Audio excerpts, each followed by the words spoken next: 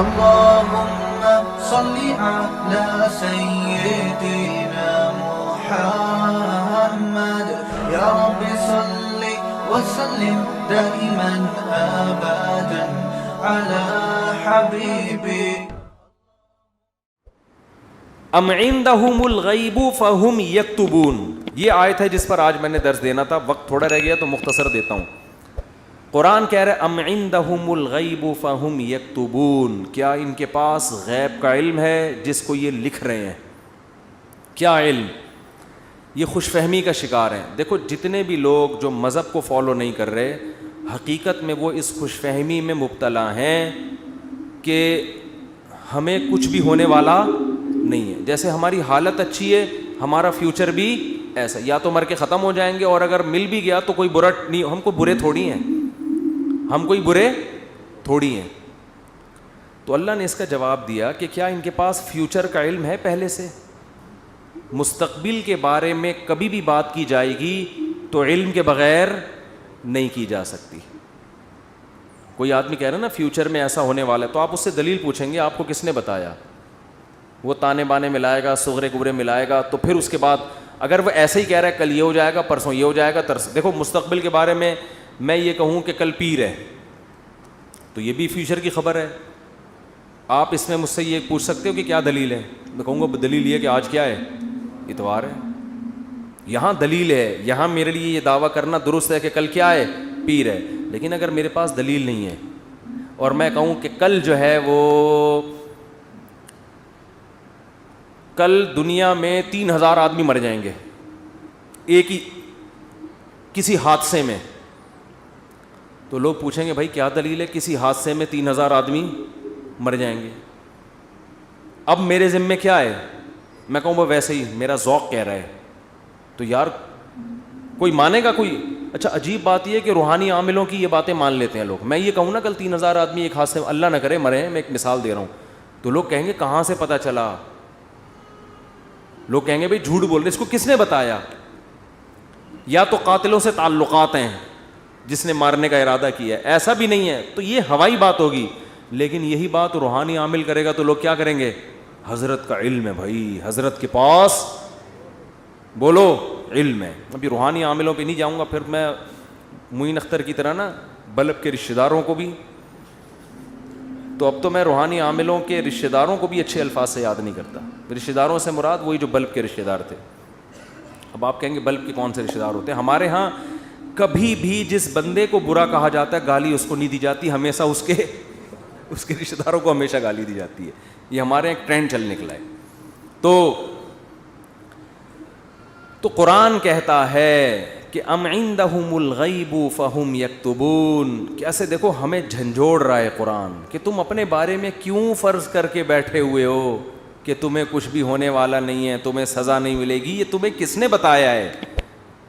فاصبر لحکم ربک ولا تکن کصاحب الحوت.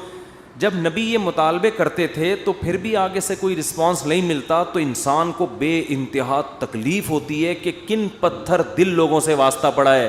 تو قرآن کہتا ہے فاصبر، اے نبی آپ کیا کرو؟ صبر کرو. ولا تکن کصاحب الحوت، مچھلی والے یونس کی طرح جل باز مت بنو.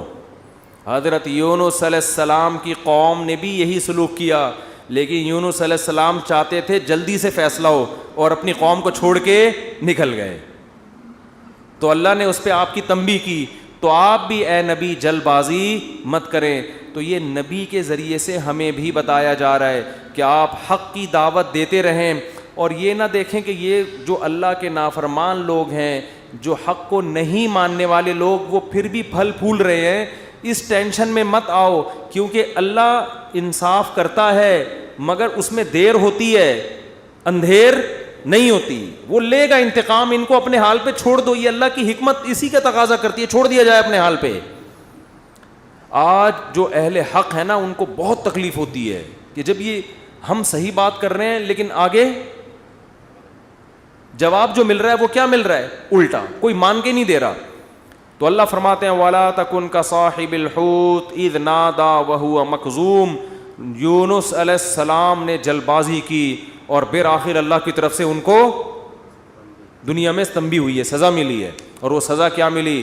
اذ نادا وہو مکظوم, مچھلی کے پیٹ میں گئے, غم سے گھٹ رہے تھے اور اللہ کو پکارا, فنادا فی الظلمات اللہ الہ الا انت سبحانک انی کنت من الظالمین, اے اللہ تیرے سوا کوئی عبادت کے لائق نہیں. غلطی کس کی ہے؟ میری غلطی ہے, میں نے اپنی جان پہ ظلم کیا. تو اللہ نے کیا کیا؟ مچھلی کے پیٹ سے نکال لیا. دیکھو یونس علیہ السلام نے اللہ کے حکم پہ کتنا عرصہ تبلیغ کی, قوم نے نالائقی کی, پھر بھی نہیں مانے. سزا بجائے قوم کو ملنے کے کس کو مل رہی ہے؟ بولتے کیوں نہیں؟ الٹا حضرت یونس علیہ السلام کو مل رہی ہے سزا. تو اب آپ بتاؤ کیسا پیغمبروں کا صبر کا پیمانہ ہے. ایسے موقع پہ بھی اللہ کے خلاف کوئی شکایت زبان سے بولو نہیں نکال. کیوں؟ اللہ یونس علیہ السلام کے عمل میں ہمیں بتا رہے ہیں کہ دینداری کا یہ مطلب نہیں ہے کہ تم اچھے بنو گے تو اللہ کی نوازشیں آنا شروع ہو جائیں گی. دینداری کا مطلب یہ کہ جو اللہ کا کام ہے وہ اس کو کرنے دو. تمہارا کام ہے عاجزی انکساری, بس میں ہی غلط, صحیح ہو کے بھی کون غلط؟ میں غلط. ہمیشہ غلطی کس کی کھاتے میں ڈالنی ہے؟ بولتے کیوں نہیں؟ دیکھو ہم نماز پڑھتے ہیں, نماز کے بعد 3 دفعہ استغفر اللہ پڑھتے ہیں, تو کیا کسی نامحرم کو دیکھا ہوتا ہے ہم نے نماز میں؟ بولتے کیوں نہیں؟ تو کوئی تک بنتا ہے استغفر اللہ کا؟ یا ہم نے کوئی جرم کیا ہے, نماز پڑھی اور کیا کہلوایا جا رہا ہے؟ استغفر اللہ استغفر اللہ. بھائی اگر استغفر اللہ پڑھنا تھا تو یہ نماز پڑھی کیوں کی تم نے؟ ہمیں یہ بتایا جا رہا ہے کہ تم نیکی کر کے بھی کیا سمجھو جیسے تم نے گناہ کیا ہے. کیسے گناہ؟ نماز گناہ نہیں ہے بھائی. تم یہ کہو اے اللہ جس طرح سے پڑھنی چاہیے تھی اس طرح سے نہیں پڑھی میں نے, تو نیکی کر کے بھی کہا جا رہا ہے کہ ہم غلط ہیں. ہم نے اللہ جو پڑھنی تو ہمیں معاف کر دے, ہم سے نہیں ہوئی صحیح, ہم سے کام کیا ہو گیا؟ غلط ہو گیا. مجھے یاد ہے 25-30 سال پرانا قصہ ہے, چھوٹا بچہ تھا میں اس وقت. ایک تبلیغی جماعت میں نا ایک صاحب کے سال پہ سال لگ رہے تھے, پوری دنیا میں وہ ان کے سفر ہوئے, بڑا انہوں نے وقف کیا ہوا تھا اپنے آپ کو تبلیغی جماعت کے لیے. تو میرا ان سے ٹاکرا ہو گیا. وہ مجھے سمجھانے لگے جماعت میں نکلو سیر و جیسے تبلیغ والے کرتے ہیں. اب مجھے پتا تھا یہ بہت ہی پرانے کھیڑو ہیں اور ان کی تو زندگیاں گزر گئی ہیں اس کام میں. میں نے کہا ماشاء اللہ اللہ نے آپ سے بڑا کام لیا ہے تبلیغ کا. کہتے ہیں میں نے بہت بگاڑا ہے تبلیغ کے کام کو. کہہ رہے ہیں ہم تو کام بنانے والے نہیں, کس میں ہم تو بگاڑنے. کہہ رہے ہیں میں تو بگاڑ ہی رہا ہوں جب سے. مجھے ان کا یہ اسٹائل بہت اچھا لگا. یعنی اپنے آپ کو کہہ رہے ہیں کہ تبلیغی جماعت میں اگر کوئی خرابی ہے تو وہ کس کی وجہ سے ہے؟ بولو. وہ اپنے بارے میں کہہ رہے ہیں وہ کس کی وجہ سے, مجھے نہیں کہہ رہے تھے, اپنے بارے میں کہہ رہے تھے. وہ کس کی وجہ سے؟ میری وجہ سے. کہہ رہے ہیں ہم کام بنانے والے نہیں بلکہ بگاڑنے والے ہیں. اب کوئی فسادی ہوتا تو کہتا ہے جب بگاڑنے والا تو کر کیوں رہا ہے پھر ہمیں؟ یہ تو اس نے خود کہا ہے, اپنی زبان سے بولا ہے کہ ہم بگاڑنے والے ہیں. یوٹیوب پہ کلپ ڈالتا ہے, یہ دیکھو خود. تو مجھے ان کی یہ تواضع پسند آئی. میں نے کہا دیکھو یہ بیچارہ صبح و شام اس کام میں لگا رہتا ہے, مگر یہ کہہ رہا ہے جو تبلیغ کا کام پھیل رہا ہے اس میں جو برکتیں ہو رہی ہیں وہ میرے علاوہ لوگوں کی وجہ سے ہو رہی ہیں, اور جو خرابی آ رہی ہیں وہ کس وجہ سے ہو رہی ہیں؟ وہ ساری میری وجہ سے ہو رہی ہیں. تو آج مارکیٹ میں یہ چیز کیا ہے؟ شارٹ. ہر اچھا کام میں نے کیا, برا کام ستار بھائی نے کیا. ستار بھائی نہ ملیں کہیں مجھے. ایک دن ایک فون آیا, میں نے فون اٹھایا, کون؟ کہہ رہے ہیں ستار بھائی بات کر رہا ہوں. ارے میں نے کہا بیٹا یہ مجھے نہیں چھوڑے گا.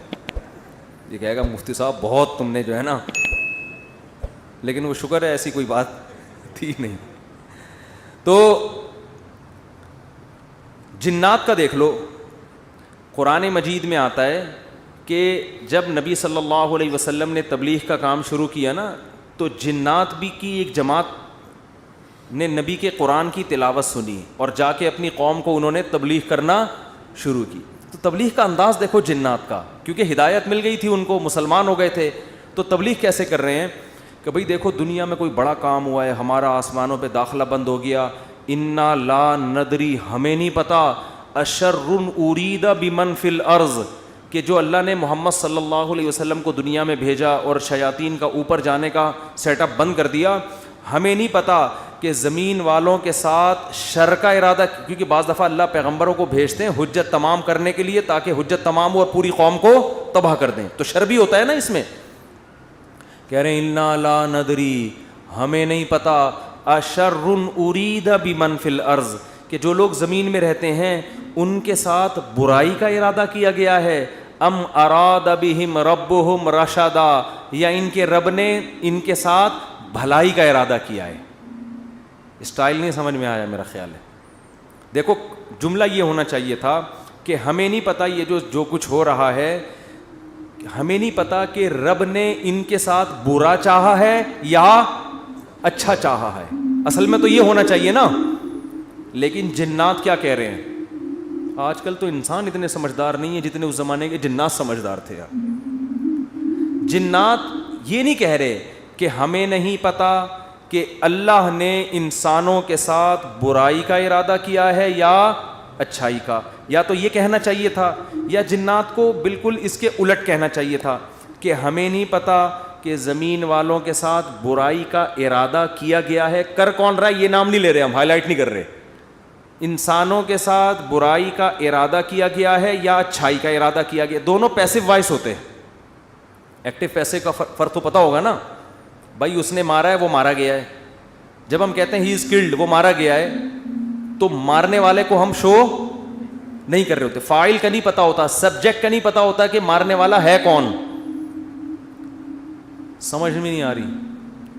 تو قرآن کہہ رہا ہے ہونا یہ چاہیے تھا کہ جنات یا تو شر اور خیر کا ارادہ کرنے والے کا نام نہ بتاتے کہ کون ارادہ کر رہا ہے، بلکہ دونوں کو پیسو وائس میں لاتے کہ ہمیں نہیں پتا کہ زمین والوں کے ساتھ برائی کا ارادہ کیا گیا یا اچھائی کا ارادہ کیا گیا. یا تو یوں کہتے، اور اگر سبجیکٹ کا ذکر کرتے تو یوں کہتے ہمیں نہیں پتا کہ رب نے زمین والوں کے ساتھ برائی کا ارادہ کیا ہے یا اچھائی کا ارادہ کیا ہے. لیکن جنات اتنے ہوشیار، جب اچھائی کا تذکرہ آیا تو رب کا تذکرہ کیا، برائی کا آیا تو سبجیکٹ کو کیا کر دیا؟ حذف. تو کیا کہہ رہے ہیں؟ انا لا ندری، ساڈی عقل وچ یہ بات نہیں آندی، سانو نہیں پتا کہ اشر ارید بمن فی الارض، پیسو وائس، کہ زمین والوں کے ساتھ برائی کا ارادہ کیا گیا ہے. کون کر رہا ہے یہ نہیں بتائیں گے. یہ میں نہیں بتاؤں گا، یہ نہیں بتاؤں گا میں. حالانکہ وہ بھی کون کر رہا ہے؟ اللہ ہی کر رہا ہے نا، لیکن اللہ کا نام نہیں لے رہے. ہمیں نہیں پتا کہ زمین والوں کے ساتھ برائی کا ارادہ کیا گیا ہے یا اللہ نے اچھائی کا ارادہ کیا ہے. اچھائی کی جب بات آئی تو اللہ کی طرف نسبت، برائی کی بات آئی تو وہ بھی تو اللہ ہی ارادہ کر رہا ہے، لیکن اللہ کا نام ذکر نہیں کر رہے. ادب کی وجہ سے کہ بھائی برائی اگر ہو رہی ہے تو اللہ تو کر تو رہا ہے، لیکن انسانوں کی حرکتوں کی وجہ سے ہو رہا ہے، تو گویا انسان خود ہی کر رہے ہیں اپنے ساتھ. یہ اللہ تو محض ایک خالق ہے، کر کون رہے ہیں؟ یہ خود ہی کم وقت کر رہے ہیں. اچھائی ہو رہی ہے تو پھر اللہ کر رہا ہے. یہ تمیز ہمیں کس سے سیکھنی چاہیے؟ جنات سے. کوشش نہ کریں کسی جن ون کو بھلا کے تمیز کے چکر میں ایسا نہ ہو کہ مارکیٹ سے بالکل شارٹ ہو جائیں. تو اس سے ہمیں یہ پتہ چلا کہ اسلام میں بڑے کا احترام ہے. بعض چیزیں حقیقت پر مبنی ہوتی ہیں مگر اس کو زبان سے ادا نہیں کیا جاتا. تو جیسے اللہ کی تعظیم ہے ایسے ہی بڑوں کی بھی تعظیم ہے. حدیث میں آتا ہے آپ صلی اللہ علیہ وسلم نے فرمایا جو ہمارے بڑوں کی تعظیم نہیں کرتا وہ ہم میں سے نہیں ہے. تو جب کوئی برائی کی نسبت کسی بڑے کی طرف کی جائے تو ابا کا نام لے کے نہ بتایا کرو یہ سب کچھ ابا نے کیا ہے. بولو بھائی یہ ہمارے گھر میں ہوا ہے، ٹھیک ہے نا، یہ ہمارے گھر میں. بولتے کیوں نہیں؟ مثال کے طور پر اس دن ابا ایسے پھل لے کر آئے جس کی وجہ سے بچوں کو ڈائریا ہو گیا. اتفاق سے اس دن ابا سڑے ہوئے پھل لے آئے سستے کے چکر میں. ابا ایسے کام کرتے رہتے ہیں مارکیٹ میں. اب بچے لیٹے ہوئے ہیں تو اب بیگم کو چاہیے یہ نہ کہے کہ انہوں نے ڈائریا پھیلایا ہے، بلکہ کہے ہمارے گھر میں ڈائریا پھیل گیا ہے. ٹھیک ہے نا. وہ ابا خود ہی سمجھ جائے گا کس نے کیا یہ کام. پھل کی طرف نسبت کرتے ان پھلوں نے بیمار کیا ہے. نسبت بولو. بچے بھی یہ نہ کہیں ہمارے ابا نے ہمیں بیمار کیا ہے، بلکہ بچے یہ کہیں ان پھلوں نے ہمیں، بلکہ پھل سے ابا سمجھ جائیں گے اصل میں مجھے چھیڑ رہے ہیں، بس ابا ہو گئے بیمار. آج کل ادب تمیز مارکیٹ سے بالکل شارٹ. ایک آدمی کو کرونا ہوا اس کے بعد اس کی بیوی کو بھی ہو گیا. مجھے بار بار آ کے بتا رہے میری بیوی کہہ رہی آپ کی وجہ سے ہوا ہے مجھے بھی. اب دیکھو اس آدمی کو تو ٹینشن ہوگی نا یار. وہ ہو گیا اللہ کی طرف سے ہو گیا. نہیں پہلے آپ کو ہوا تھا تو آپ کی وجہ سے کس کو ہوا ہے؟ مجھے. اسی طرح شوہر بھی بیوی پہ بلی ڈال سکتا ہے, تمہیں ہوا تھا تمہاری وجہ سے مجھے ہوا ہے. بھائی کس کی وجہ سے ہوا ہے؟ بس اللہ کی قدرت ہے, ہو گیا. چھوڑو وہ کون گلے ملا تھا آپ سے, کس نے آپ کی طرف منہ کر کے چھینکا تھا. ہم ایسے بہت سے لوگوں کو جانتے ہیں جو ٹی بی کے مریضوں کے ساتھ چپک کے انہوں نے زندگی گزاری, خدمت کی, مگر ان کو ٹی بی نہیں ہوئی, اور 2 گھر چھوڑ کے جو بندہ بیٹھا ہوا تھا اس کو ہو گیا. تو آج کل نا یہ تمیز مارکیٹ سے شارٹ ہو رہی ہے. بڑے چھوٹے کا ادب کیا ہو رہا ہے, ختم, فوراً بلی ڈال دیتے ہیں اس نے کیا یہ. تو اگر کیا بھی ہو بھائی نسبت مت کرو, تقدیر کا حصہ, بھائی ہو گیا ہمارے ساتھ. قرآن دیکھو ابراہیم علیہ السلام کیا کہتے ہیں, وَإِذَا مَرِضْتُ فَهُوَ يَشْفِينِ. کیا خاندانی کلام ہے یار. حضرت ابراہیم کہہ رہے ہیں جب میں بیمار ہوتا ہوں اللہ مجھے شفا دیتا ہے. حالانکہ بیمار کون کرتا ہے؟ وہ بھی تو اللہ ہی کر رہا ہے نا. تو کہنا تو یہ چاہیے تھا کہ اللہ ہی بیمار کر کے اللہ ہی مجھے ٹھیک کر دیتا ہے. تو سوال ہے اس میں اللہ کی تعریف کی کیا ضرورت ہے؟ بیمار بھی تو اسی نے کیا تھا. لیکن اللہ کی حمد و ثنا کر رہے ہیں, بیمار تو میں ہو جاتا ہوں, شفا کون دیتا ہے؟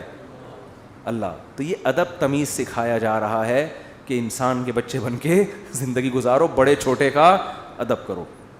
القابات بھی بڑے چھوٹے کے لیے الگ الگ ہونے چاہیے. تو خیر قرآن کیا کہتا ہے, اے نبی فاصبر, آپ نے کیا کرنا ہے؟ صبر کرنا ہے. تو ہمیں بھی ترغیب دی جا رہی ہے کہ ہم یہ نہ سمجھیں کہ ادھر ہم دعوت دیں گے ادھر فوراً لوگ ہماری دعوت پر لبیک کہیں گے. جس کو جو بات سمجھائیں گے 2 منٹ میں اس کی سمجھ میں وہ بات آ جائے گی اور وہ بالکل ہمارے نظریات کے مطابق ہو جائے گا, اور اس طرح ہم ہنسی خوشی زندگی گزاریں گے. لوگ یہی کہتے ہیں, پھٹے اسی پہ ہوتے ہیں نا. باپ کہہ رہا ہو یار میں بیٹے کو سمجھا رہا ہوں, کم بخت کی سمجھ میں ہی نہیں آ رہا. بیٹا کہتا ہے ہم ابا کو سمجھاتے ہیں, ابا کی سمجھ میں نہیں آ رہا. شوہر بیوی کو سمجھا رہا ہے, اس کی کھوپڑی میں نہیں آ رہا. بیوی شوہر کو سمجھا رہی ہے, اس کی کھوپڑی میں نہیں. اپوزیشن حکومت کو سمجھا رہی ہے, حکومت کی سمجھ میں نہیں آ رہا. حکومت اپوزیشن کو سمجھا رہی ہے, اپوزیشن کی سمجھ میں نہیں آ رہا. تو اگر دنیا میں جو بات سمجھائی جائے, میں کب سے کیا کیا سمجھا رہا ہوں, سمجھ میں آ رہا ہے؟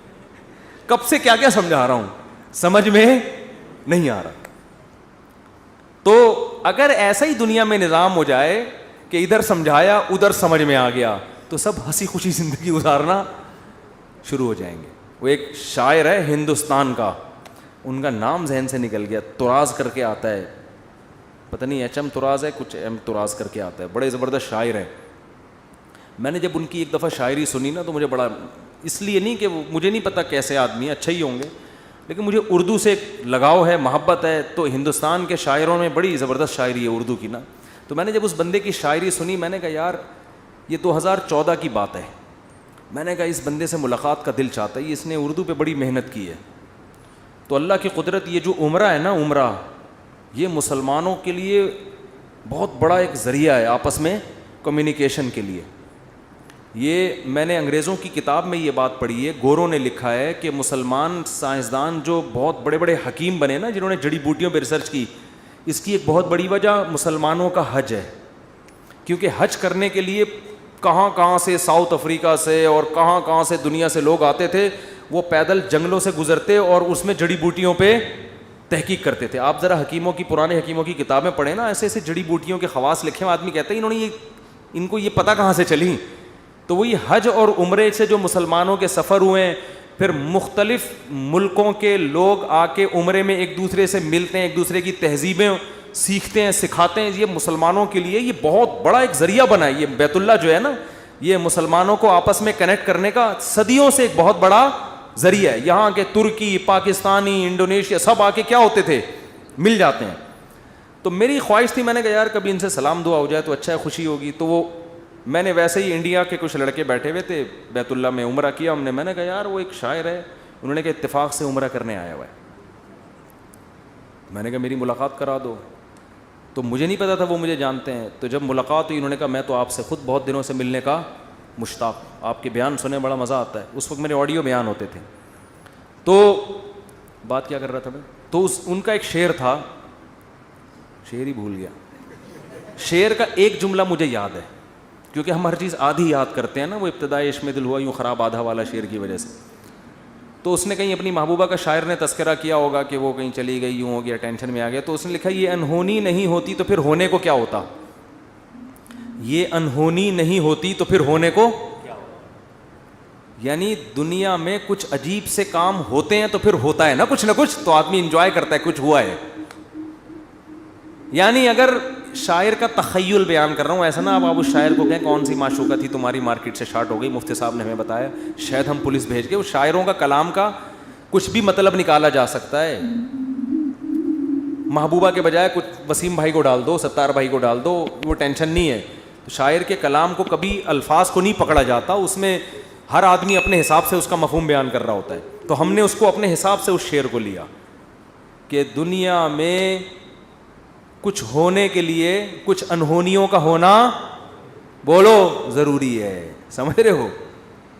دیکھو بعض لوگ کچھ کر کے موسٹ وانٹیڈ بن جاتے ہیں تو وہ اسی کو انجوائے کرتے ہیں, کہتے ہیں اگر یہ نہ ہوتا تو ہم موسٹ وانٹیڈ, وہ کیا ہے, بدنام جو ہوں گے تو کیا نام نہ ہوگا. نام پیدا کرنے کے لیے بدنام ہونا بھی ضروری ہے. تو اس نے کہا یہ انہونی نہیں ہوتی تو پھر ہونے کو کیا ہوتا. تو میں یہ کہہ رہا ہوں اگر یہ ٹینشنیں دنیا میں نہ ہوں تو ہونے کو کچھ ہو ہی نہیں.